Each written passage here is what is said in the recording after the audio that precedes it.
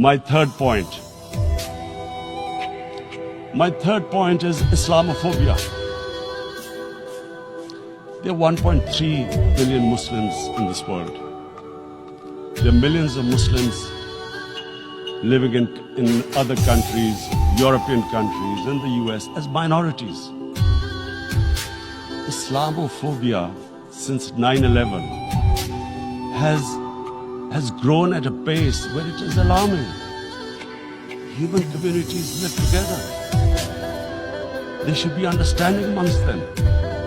But Islamophobia is creating a division. Muslim women wearing hijab, it's become an issue. It's become an issue in some countries. Hijab is some sort of a weapon. A woman can take off her clothes in countries, but she can't put on more clothes. How is this happening?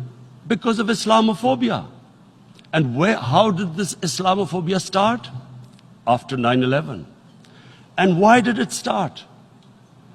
Because certain Western leaders equated terrorism with Islam. Islamic terrorism. Radical Islam. What is radical Islam? There is only one Islam, and that is the Islam we follow of Prophet Muhammad sallallahu alaihi wasallam. There is no other Islam. Radical Islam, Islamic terrorism, what message did they send to people in the West? And why is there Islamophobia?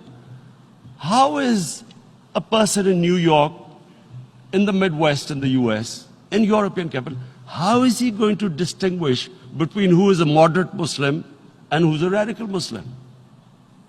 Because terrorism has nothing to do with any religion.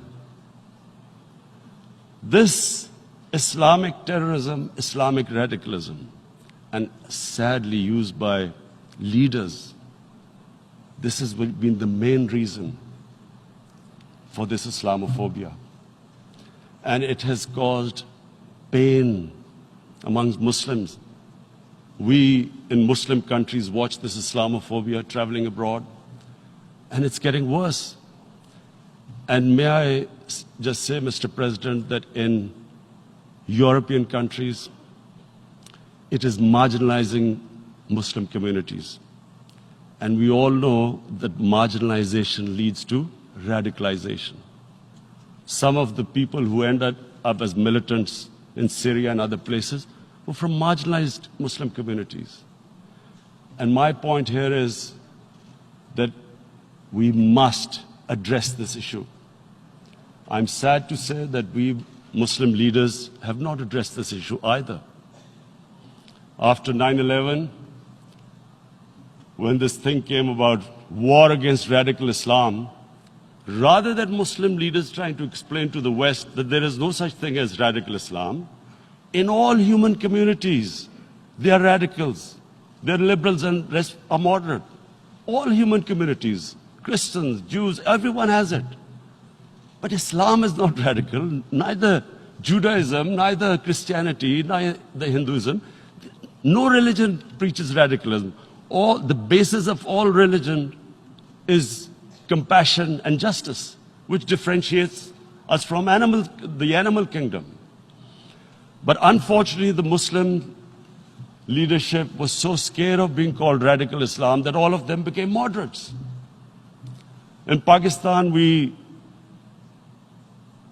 were in the eye of the storm, and our government coined a phrase called enlightened moderation. No one knows what it meant, but everyone started putting on Western suits that they were moderates, started speaking. Even those who didn't know English would speak English because they were moderates. No one had a clue what it was, because we, in the Muslim world, did not explain to the West that there is no such thing as radical Islam. One of the reasons why, after 9/11, Islam was supposed to be equated with terrorism was suicide attacks. Because the 9/11 bombers did a suicide attack, all sorts of theories came up that the Muslims are involved in suicide attacks because they will get virgin in heavens. Some came up with, what about women, suicide attackers? So this bizarre thing happened. No one explained. Suicide attacks and Islam were equated. No one did research that before 9/11, the majority of suicide attacks in the world were by Tamil tigers, who were Hindus. No one blamed Hinduism, and quite rightly. What has Hinduism got to do with what desperate people were doing in Sri Lanka? We all know about, we've seen films about Japanese kamikaze pilots at the end of the Second World War doing suicide attacks. No one blamed the religion. But here we were trying to prove we were moderates and not explaining to the West.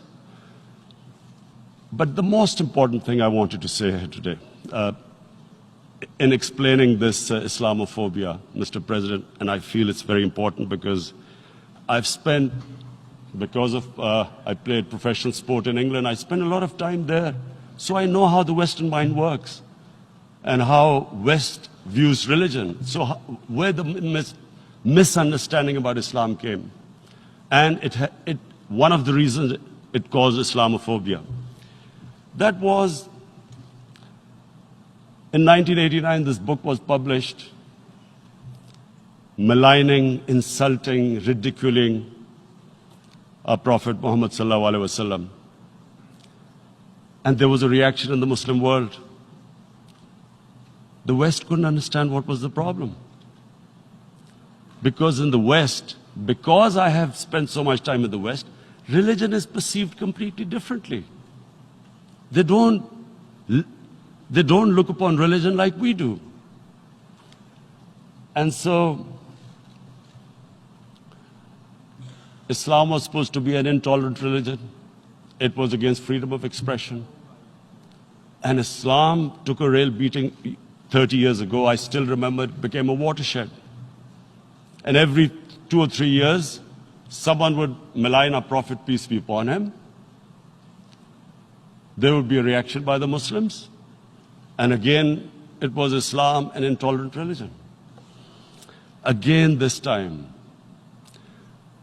I blame a certain section of the people in the West who deliberately provoked this, knowing the impact it would have. But the majority of the people in the West didn't understand.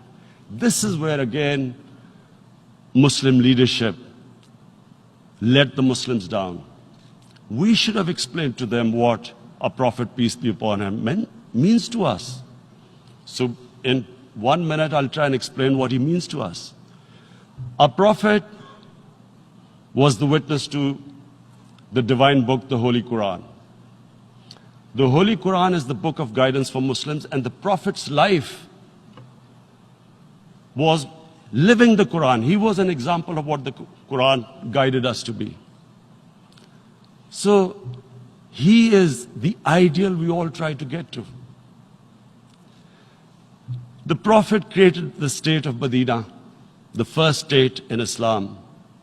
That state was the basis of a Muslim civilization which became the predominant civilization for the next 700 years. And what was that state? I hear such strange things about Islam, that it is against women, it's against minorities. The first state of Islam in Medina, it was the first time a welfare state was set up. The state took responsibility of the weak, widows, orphans, poor people, handicapped. It taxed the rich, spent the money on the poor.